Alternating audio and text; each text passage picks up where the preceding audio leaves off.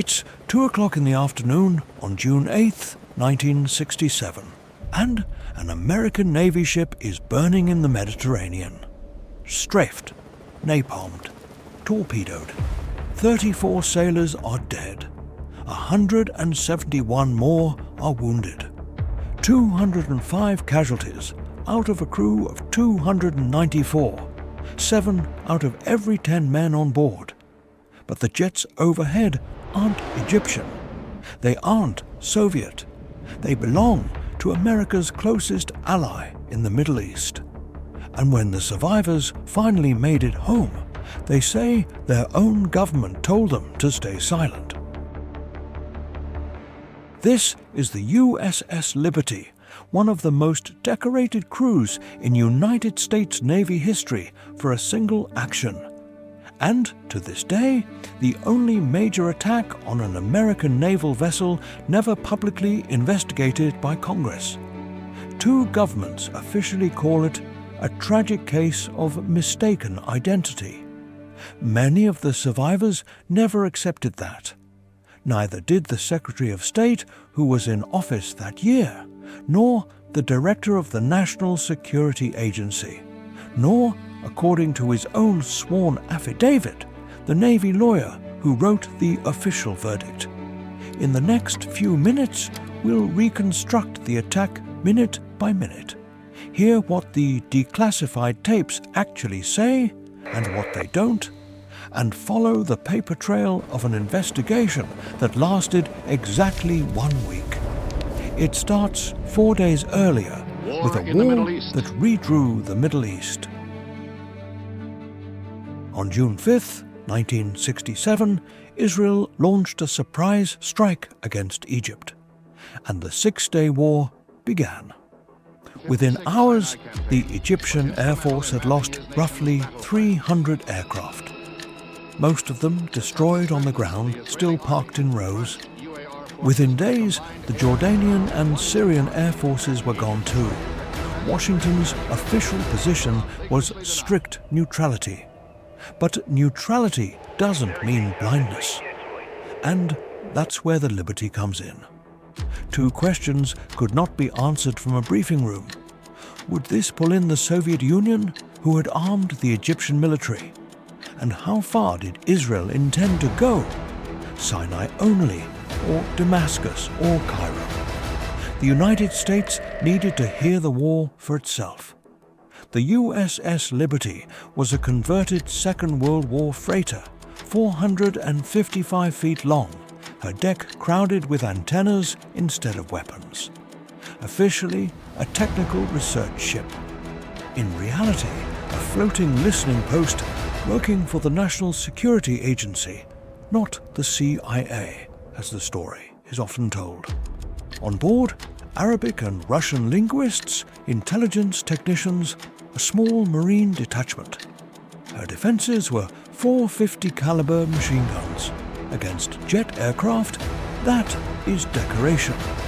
On June 8th, she was steaming slowly in international waters, roughly 13 nautical miles off the Sinai coast, in flat, calm and clear weather, flying the American flag.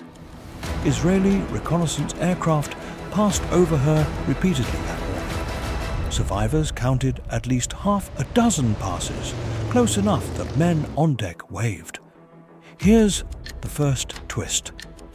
2 days earlier, the 6th Fleet had signaled her to maintain, in its words, a high state of vigilance against attack or threat of attack, naming the danger as the unpredictability of Egyptian action. She was told to watch the wrong horizon. The Pentagon had also decided she was too exposed and ordered her back 100 miles. In one of the worst communications failures in Navy history, those messages were misrouted. One relayed toward the Philippines. So the only warning that reached her was the wrong one. The order that would have saved her never arrived, and everyone in Washington who mattered believed she was safe. At 1:58 in the afternoon, 2 unmarked delta-winged jets came in low and fast out of the sun. No warning pass, no radio challenge. The first thing they hit was not the hull. It was the bridge and the antenna field, the eyes and the voice of the ship. Then came napalm, which is what you use when you want a ship to burn rather than sail. The American flag was shot down. Captain William McGonagall had the largest flag on board hoisted in its place, while men were dying on the deck beneath it. Survivors testified their radio frequencies were being jammed, including the narrow, secure naval channels, a claim Israel denies, and one that remains contested. It carries an awkward implication. To jam a frequency, you first have to know which frequency to jam. With the antennas shredded, a radio man named Terry Halbardia crawled onto an exposed deck under fire, dragged a cable and bridged the broken connection by hand. That is the only reason the words got out. Any station, this is Rocket. We are under attack. The carrier Saratoga heard it. Halbardia received the Silver Star for it in 2009, 42 years later. Then it got worse. 3 Israeli motor torpedo boats closed in and launched 5 torpedoes. 4 missed. 1 didn't. It struck the starboard side, dead center in the research spaces, the intelligence compartment below the waterline where the linguists and technicians worked. That single explosion killed 25 men. Most of the dead from the entire attack died in that one room, in that one moment. Survivors would later testify under oath that the boats machine-gunned the ship's life rafts, an allegation Israel has always rejected. If accurate, it is not a targeting error. Firing on men abandoning a sinking ship is a war crime, regardless of whose ship it is. Whatever the truth of that claim, the record shows this. For roughly 75 minutes, a defenseless American vessel absorbed everything thrown at her, and her crew kept her afloat by hand in the dark, standing in fuel and blood. By late afternoon, Israel informed the American embassy there had been a terrible mistake. Its forces believed they had struck an Egyptian ship. The shooting was over. The story was just beginning. The moment the Saratoga heard the mayday, the 6th Fleet did what fleets do. It launched aircraft. And then something happened that survivors have never gotten over. The rescue jets were called back, not once, twice. The recall came from Secretary of Defense Robert McNamara. And according to sworn testimony from the Liberty's own intelligence officer, Lieutenant Commander David Lewis told this directly by Rear Admiral Lawrence Geiss, the Carrier Task Force commander. Geiss demanded confirmation from someone above the Secretary of Defense. There is only one person above the Secretary of Defense. Geiss said President Johnson came on and told him to recall the aircraft because he was not going to embarrass an ally. That account is second-hand from men now dead and appears nowhere in the official record. It remains contested. What is not contested is the shape of it. Aircraft were launched and recalled while Americans were still under fire, and no American forces reached the Liberty while she was being attacked. The first real help arrived roughly 17 hours later. Through that night, Captain McGonagall, wounded and refusing evacuation, conned his shattered ship toward open water, navigating by the stars. Investigators later counted 821 holes in her hull and superstructure. She should have sunk. She didn't. And when the crew reached safety, survivors say the message from above was blunt. Don't talk. Not to the press. Not even to family. Some were threatened with court-martial. One of the most decorated crews in modern Navy history went home and disappeared from the story. Every naval disaster gets a court of inquiry, and the Liberty got hers, led by Rear Admiral Isaac Kidd, with Navy lawyer Captain Ward Boston as chief counsel. Boston later said the two of them assumed a proper investigation would take 6 months. They were given 1 week. Out of a ship's company of nearly 300 men, 14 testified. Lieutenant Lloyd Painter says his testimony about the strafing of the life rafts was cut from the report. Rear Admiral Merlin Staring, a senior Navy legal officer, raised concerns about the conclusions and had the transcript taken away from him before he finished reviewing it. The verdict: mistaken identity. Case closed. And to be fair, Israel's own inquiry found the same. Judge Yeshayahu Yerushalmi concluded it was an innocent error in the fog of war, with no grounds for court-martial against anyone. But that inquiry produced the most awkward fact in this story. Israeli naval headquarters had identified the vessel as an American electromagnetic surveillance ship hours before the attack.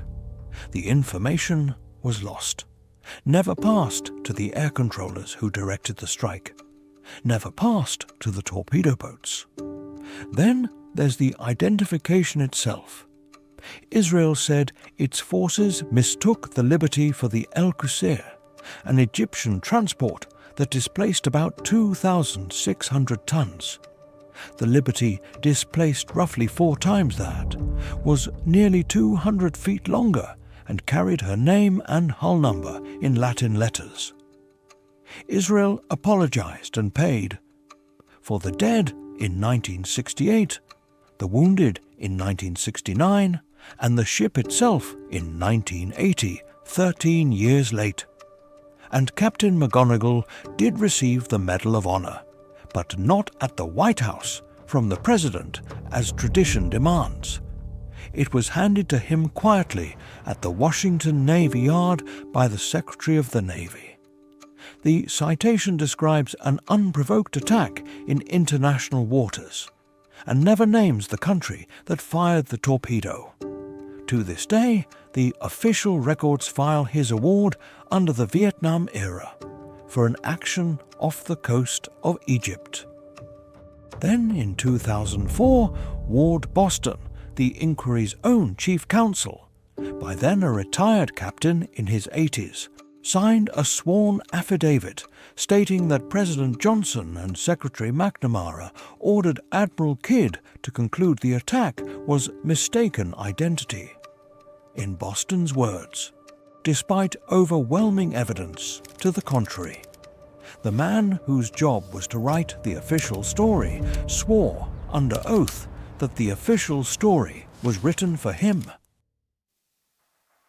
In July 2003, under Freedom of Information pressure, the National Security Agency declassified its Liberty files, including Israeli communications intercepted that day by an American aircraft overhead. In one exchange, a helicopter pilot above the burning ship tells his controller, "It's an American ship. I can see the flag. It says GTR-5.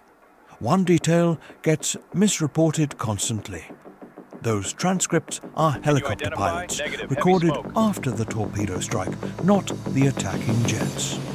The exchange, widely quoted online, in which a pilot reports an American ship and the war room answers, "You have your orders," does not appear in what the NSA released.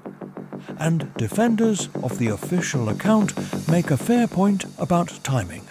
The intercept is late, so it shows confusion, not intent, which is why the witnesses matter more than the tapes. Lieutenant General Marshall Carter, director of the NSA at the time, said he did not believe the attack could have been anything other than deliberate.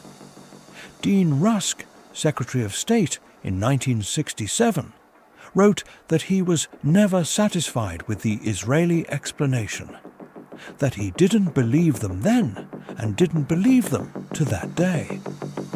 Admiral Thomas Massie, a former chairman of the Joint Chiefs, chaired an independent commission in 2003 that called the attack deliberate and the aftermath a cover-up. Others argue the opposite just as forcefully. Judge A.J. Crystal spent decades on it and concluded it was exactly what both governments say: a compounding of terrible mistakes, nothing more. As for motive, the darkest theory holds the attack was meant to stop the Liberty hearing the killing of Egyptian prisoners of war near El Arish, a few miles from where she sat. But the claim that Moshe Dayan personally ordered her destroyed to bury it has no documentary proof. None.